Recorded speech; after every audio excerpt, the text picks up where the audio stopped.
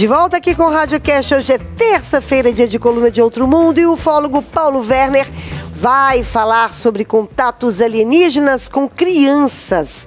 Há na literatura especializada centenas de casos em que crianças foram protagonistas de contatos com entidades alegadamente alienígenas. E são algumas dessas histórias que a gente vai ouvir do Paulo Werner agora. Boa tarde, Paulo. Boa tarde, Fernanda. Boa tarde, Antonelli.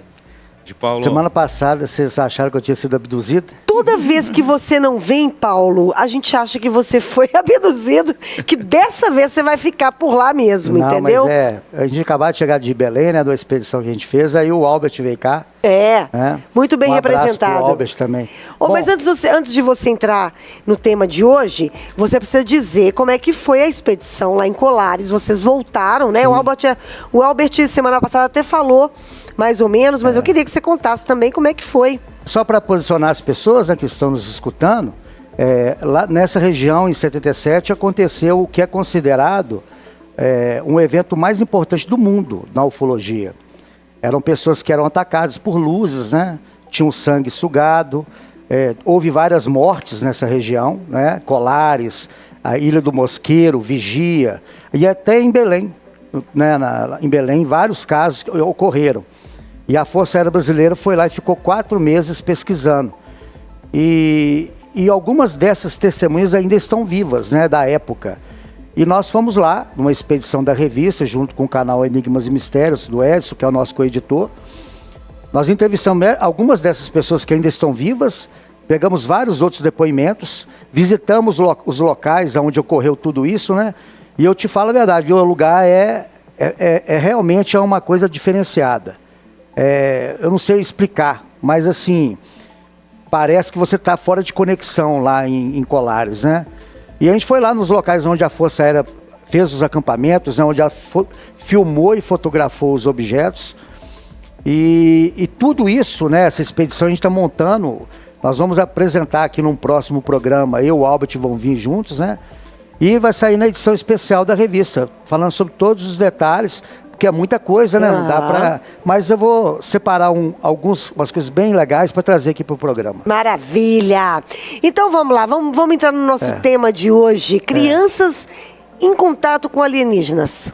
Bom, é o seguinte, desde quando eu comecei a pesquisar ufologia, eu sempre gostei muito de pesquisar casos que envolvam crianças, né? Eu tive a oportunidade de pesquisar alguns, e inclusive uns que são bem clássicos, como o caso de Turama, onde uma família inteira foi levada para dentro de uma nave, e a neta do senhor Caiano tinha 4 anos à época, ela foi a única que ficou lúcida, né?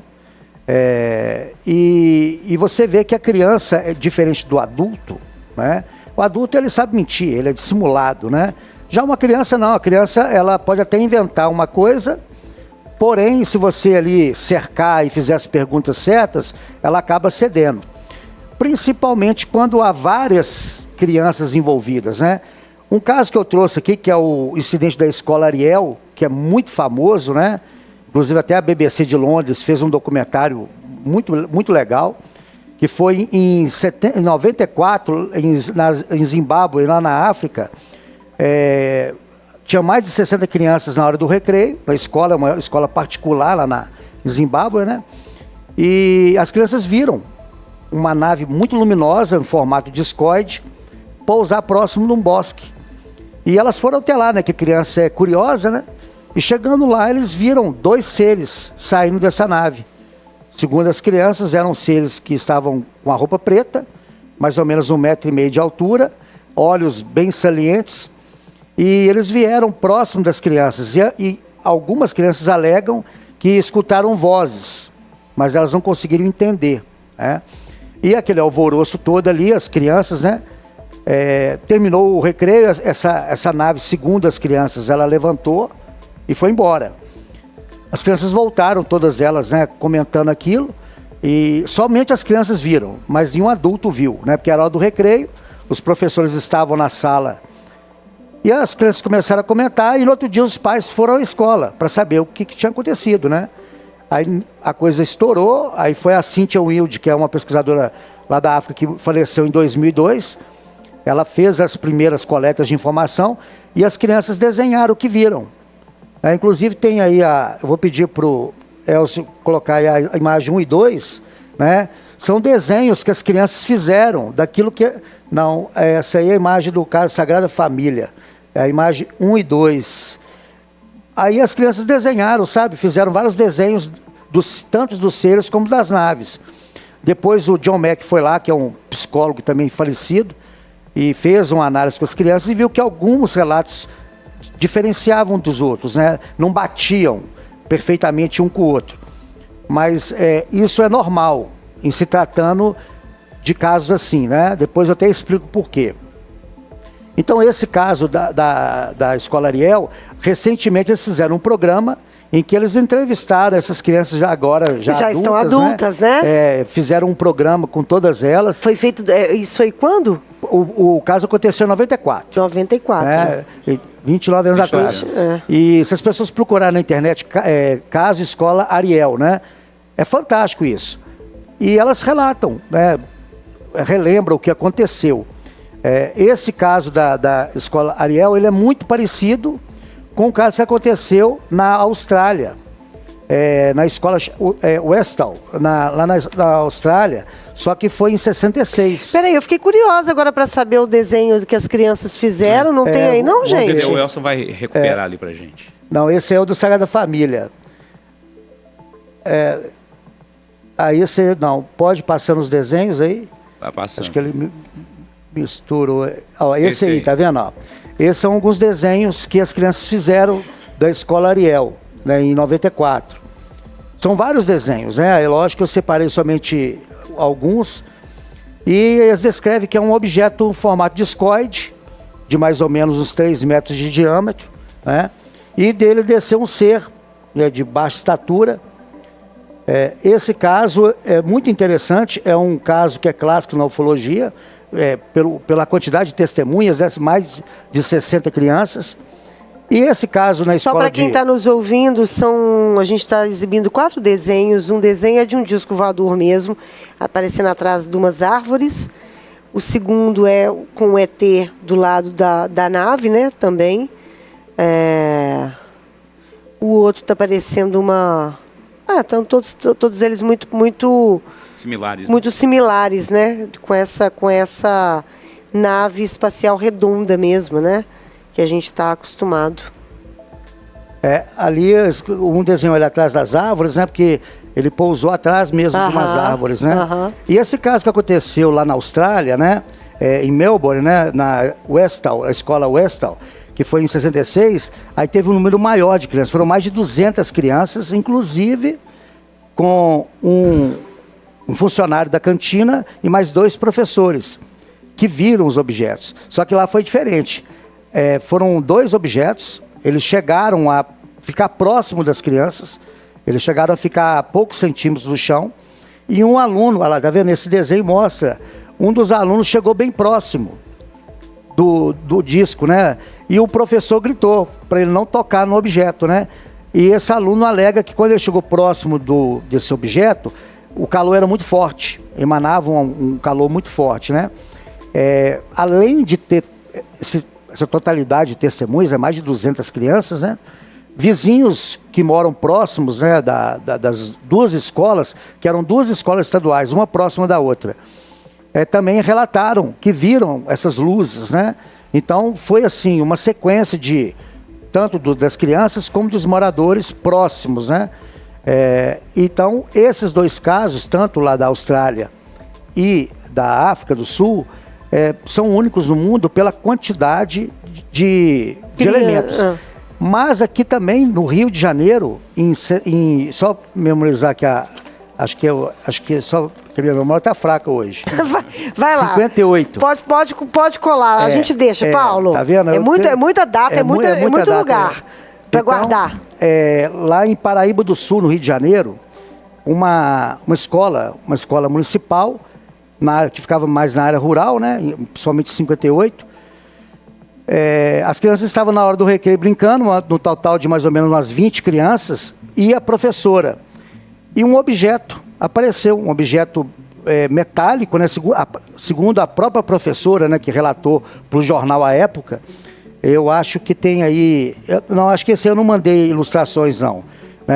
Tem um jornal, o Globo, que fez a cobertura desse caso. A professora ficou ali ressabiada com aquilo, né? Com aquele objeto sobrevoando a escola. E as crianças entraram para dentro da sala. Acabou o recreio, entraram dentro da sala. Na hora que a professora estava ali já lecionando, uma luz bateu no quadro negro. Uma luz muito forte. E essa luz, ela foi... Não, esse jornal aí é lá de Westall, lá da Austrália, né? Que fala sobre o caso da escola, tá vendo? Aí a professora assustou com aquela luz, né?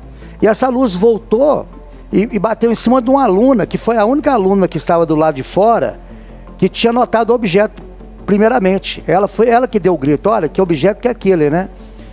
E aí a professora, assustada com aquilo, saiu todo mundo correndo para fora. Ela pediu para todo mundo sair da sala, né? Esse distrito lá é Caruaru, é o distrito de Paraíba do Sul, no Rio de Janeiro. Inclusive o Edson até foi lá recentemente para coletar amostras do solo. Aí na hora que essas crianças, a professora e as crianças saíram para o pátio, esse objeto começou a desprender um material parecendo uma limaia de ferro. Começou uma chuva mesmo de fragmentos metálicos. O chão na época era de terra batido, o chão ficou espalhado com aquela substância. Era um metal que era meio pegajoso. E as crianças, obviamente, né, começaram a brincar com aquilo, a pegar aquilo com a mão, e a professora, com medo, sem saber o que seria aquilo, né, pediu para as crianças lavarem as mãos. O interessante disso, Fernanda, é que foi em 58, né, e nenhuma amostra desse material foi guardado. Pois gente. Nenhuma amostra foi guardada, né? Então, esse caso lá de Paraíba do Sul, no Rio de Janeiro, dentro desse exposto, né, similar ao que aconteceu na Austrália e na África do Sul, é muito mais interessante porque ele teve uma evidência física, que foram esse fragmento, essa chuva, né, de um pó metálico.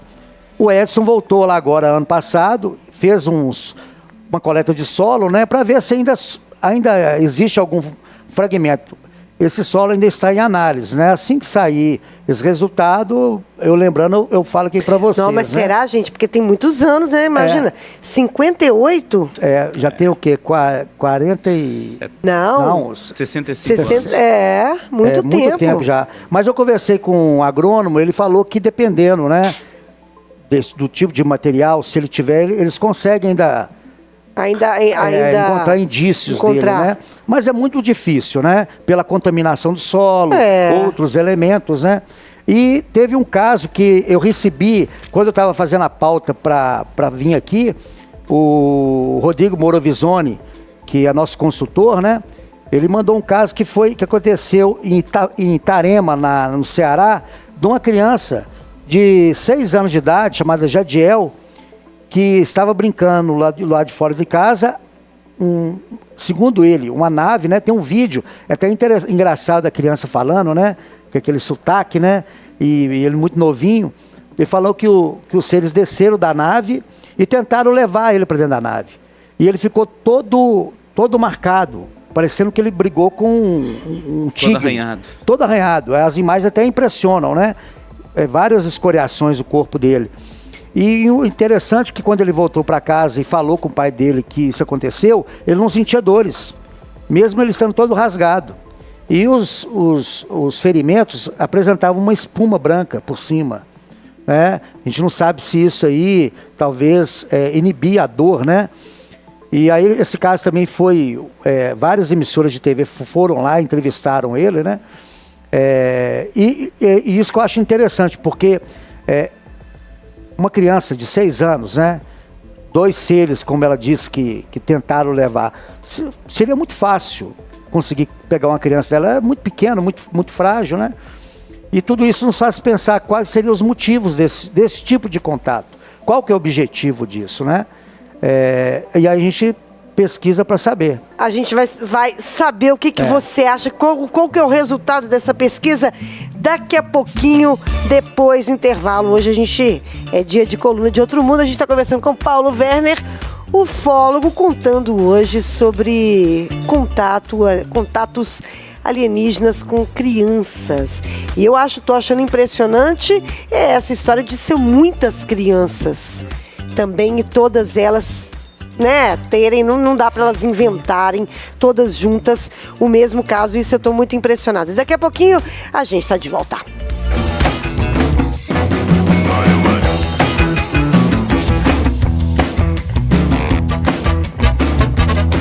Rede 98, Radiocast. Na Claro, você tem a internet com fibra mais rápida do país. Vem pra Claro e faça seu multi. Na Estrelabet, suas apostas brilham de verdade. Acesse estrelabet.com. Estrelabet jogou, brilhou. E olha só, tem aqui também nada mais seguro do que rodar com a CNH em dia. Se você levou multa injustamente e sua carteira está com excesso de pontos, entre em contato com a Facilita Brasil. Você tem direito à defesa e a Facilita Brasil protocolo recurso sem complicação, né, Tonton? E ainda parcela tudo em até 12 vezes para você. Envie um WhatsApp agora para o 994525005. Não perca a sua carteira. Fale com a Facilita Brasil, 994525005 ou acesse facilitabrasil.com. De volta com o Radiocast, hoje é dia de coluna de Outro Mundo. Paulo Werner está nos contando sobre casos em que crianças entraram em contato com alienígenas. Na verdade, os alienígenas que entraram em contato com várias crianças de vários países. Enfim, estamos aqui tentando desvendar essas histórias, Paulo.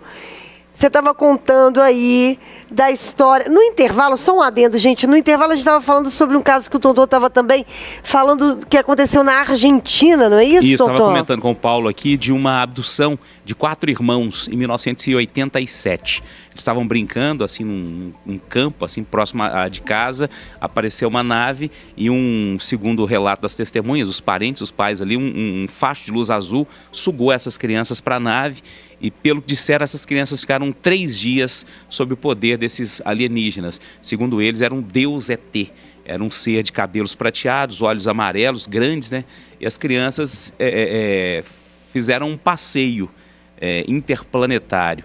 Num dado momento, segundo o relato aqui, o jornal da época dizia, elas foram submetidas a alguns exames, segundo elas, exames indolores, né? Fizeram uma raspagem na bochecha e enfiaram uma agulha em cada uma das crianças, mas de forma indolor. As crianças voltaram, fizeram os relatos, mas aí as autoridades argentinas tomaram conta do caso ali, ninguém soube de mais nada, né? Preservaram a identidade de todo mundo e ninguém ficou sabendo de mais nada. Interessante. Aqui eu estava comentando no intervalo também, né, o Fernando? O caso Sagrada Família, que envolveu 3 crianças, né? Sendo o mais novo... O caso Sagrada Família, eu estava achando que era Sagrada Família lá em Barcelona, não sei o quê, não. É Sagrada Família, bairro Sagrada Família, em Belo Horizonte, bairro, inclusive, que eu já morei, maravilhoso. Em 63, as 3 crianças, José Marcos, né, o Fernando e o Ronaldo, eles saíram no terreiro para poder limpar o coador de café, né, porque a mãe deles tinha pedido. E imagina, né, o bairro Sagrada Família em 63, né? Já tinha bastante casa, mas tem fotos da época que mostram muitas casas, mas mantinha aquele ar de... Mas de qualquer forma, Belo Horizonte, em 1963, né? E eles saíram lá e enquanto o José estava limpando o coador, né, tipo numa cisterna, o Ronaldo, ele viu um objeto muito brilhante em cima de um pé de abacate e ficou olhando aquilo. Esse objeto aproximou. Tem até umas imagens aí, vou pedir o Elcio, que é a imagem 6, 7 e 8, que são os desenhos, né, que as crianças fizeram do próprio punho, né, tanto do objeto como do ser. Então, esse objeto aproximou e ele desceu. Então, quando ele chegou próximo, eles viram que o objeto era transparente. E tinham 4 seres dentro dessa nave, era uma nave redonda, né? E à distância eles não viram detalhes dos seres, né? Mas viram que eram 4 seres que estavam dentro da nave. Dessa nave saiu 2 fachos de luz, como se fosse uma coluna mesmo. E desses 2 fachos de luz desceu um ser. Tá vendo? Ali era o desenho da nave, né? Uma reconstituição, né, do que eles viram, né? Desceu um ser de 2 metros de altura. Tá vendo ali o desenho da reconstituição, né? Esse ser desceu e parou próximo das crianças. e veio andando em direção a elas. Engraçado que esse desenho aí também não tá bem humanoide, né? Tá parecendo uma pessoa de bota, calça jeans. Um pullover marrom, para quem tá só nos ouvindo, tô descrevendo aí para vocês.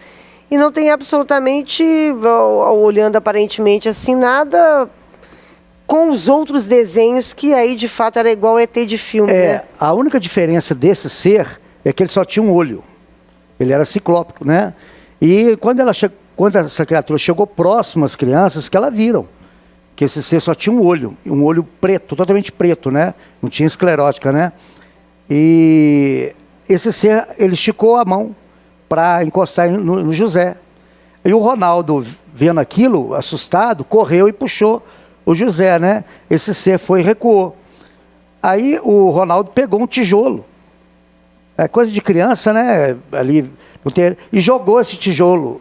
Só que antes dele jogar o tijolo, praticamente, desse ser, eles falam, né? Que saiu como se fosse um facho de luz do peito dele e neutralizou. Ele não conseguiu jogar o tijolo nessa criatura. Após isso, as crianças perderam medo. Dizem elas que depois que esse ser lançou esse raio, né? Alguma coisa aconteceu que elas, tipo assim, pararam de ter aquele medo e ficaram mais de boa. E esse ser começou a falar, só que eles não entendiam nada, né? Na descrição das crianças, o que você falou ali, era um ser de 2 metros de altura, somente um olho, né? E um capacete como se fosse de vidro, né, redondo. E aí as crianças ficaram ali, e aí essa criatura começou a voltar para a nave. Ela parou no meio do caminho, pegou, parece que uma planta no chão, e aí não sei se foi o Marcos que falou, você vai voltar? E ele olhou para trás para as crianças e só balançou a cabeça. Aí a gente não sabe se é para sim ou para não, né? E a lua, era a lua cheia, ele apontou para a lua. Segundo as crianças, ele apontou para a lua e parou debaixo da nave esses 2 fachos de luz, como se fossem 2 colunas, né? E ela regressou novamente para dentro da nave. Esse caso, à época, ele foi pesquisado pelo Uwe Brandt Aleixo e foi destaque, saiu em todos os jornais, né? Saiu em vários documentários. E até hoje, essas testemunhas são vivas, né? Nós entrevistamos o José Marcos Vidal em 2018, uma entrevista de mais de 2 horas. Quem quiser ver, é só entrar lá no canal da revista OVNI Pesquisa, né? O caso deles... No YouTube. No YouTube. O caso deles é assim, é clássico, muitos ufólogos brasileiros falam que é um dos casos que tem mais credibilidade, né? Recentemente eles fizeram também, o José Marcos, acho que fez uma matéria para uma revista importante aqui de Belo Horizonte, né? A matéria ficou até interessante porque eles me consultaram, eles fizeram uma história em quadrinho, quadrinizaram o contato, sabe? Então assim, Fernando, só para fechar isso aqui, eu costumo falar... Tem alguma pergunta? Não, pergunta não, Paulo, mas é porque a gente conseguiu o vídeo do documentário sobre a escola lá no Zimbábue.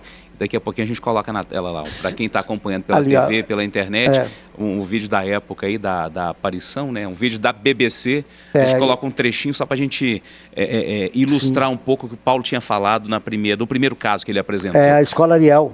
Isso, lá no Zimbábue. Uma escola particular. E...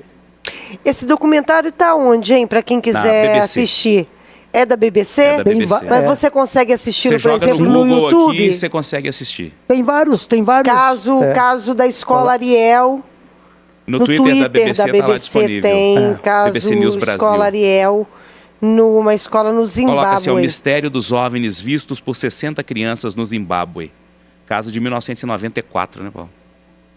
Eu acho fantástico esses casos, Fernando. Só para concluir aqui o que a gente falou durante todo o programa, é que o adulto ele mente, né? A criança também mente, né? Só que a criança ela não sabe arquitetar uma mentira. Ainda mais quando junta mais de 3, 4, 5 crianças, né? E para mim tem mais validade um relato das crianças do que dos adultos. Por exemplo, o John Mack ele entrevistou essas crianças e cada uma fez um desenho um pouco diferente uma da outra. Mas eu vou explicar o que acontece. Um ufólogo argentino, ele fez um experimento numa universidade lá, ele colocou numa sala 20 pessoas e não falou o que ele ia fazer. Em dado momento, ele projetou na tela um filme de um disco voador, uma nave. com algumas luzes, alguns detalhes. O vídeo ficou, acho que 6 segundos projetado, 6 segundos, coisa assim muito rápida. Acabou a projeção, ele passou um formulário para as 20 pessoas.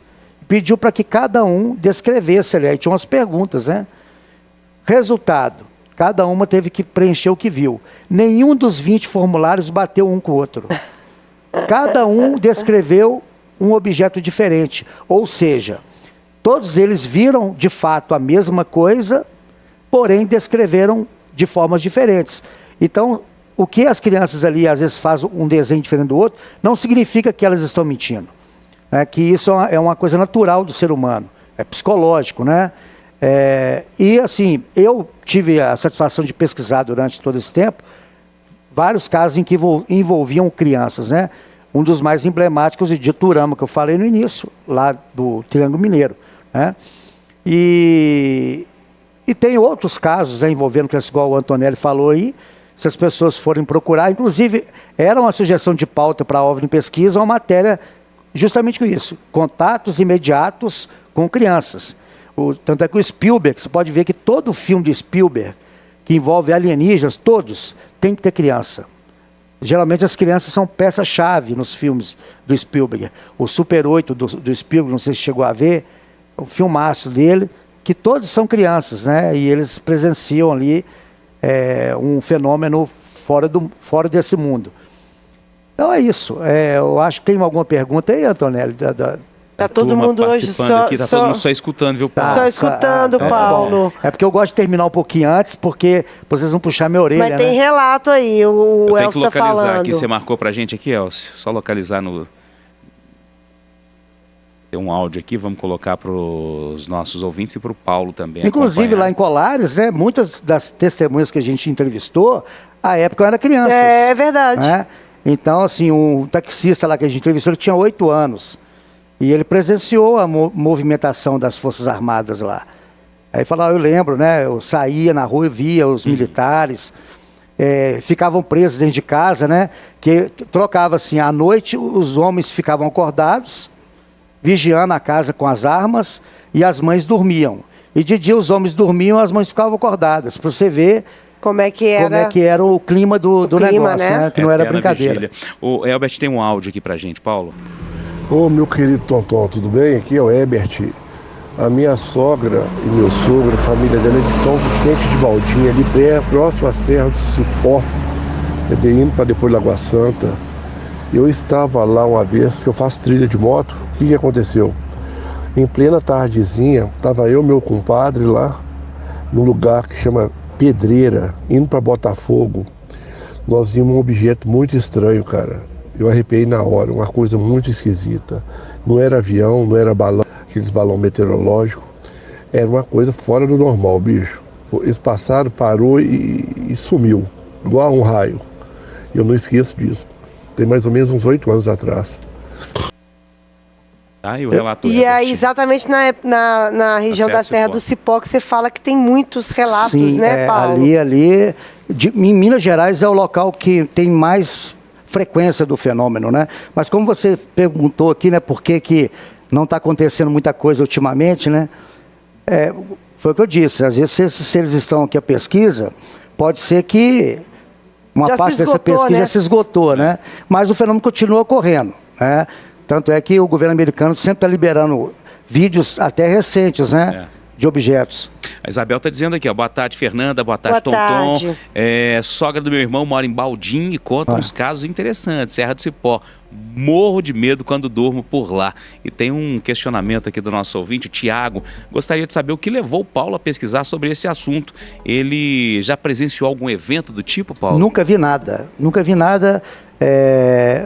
Foi curiosidade científica mesmo, né? Já até comentei aqui no primeiro programa. Sempre gostei desse tipo de assunto, coisas ligadas ao mistério, né?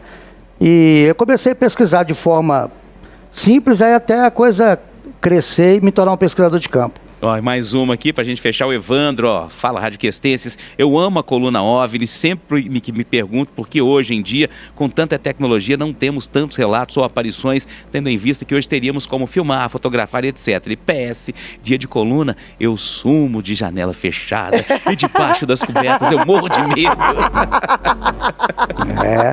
Às vezes é porque os objetos antigamente sabiam que as pessoas não podiam registrar, né? Apareciam mais. Tem sentido. Tranquilidade. Tem sentido. Eles, né? Paulo, querido, um beijo pra você.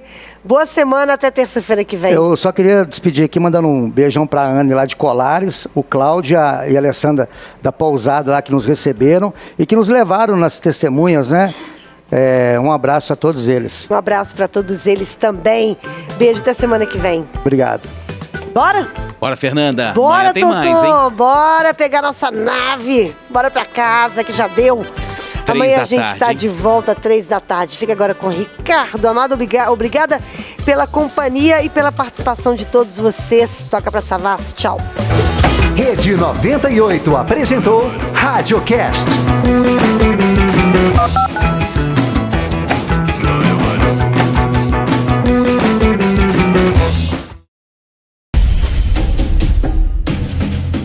Estamos aqui desde o começo. Juntos, acreditamos no sonho de construir a mais moderna arena de jogos e shows da América Latina, em Minas Gerais.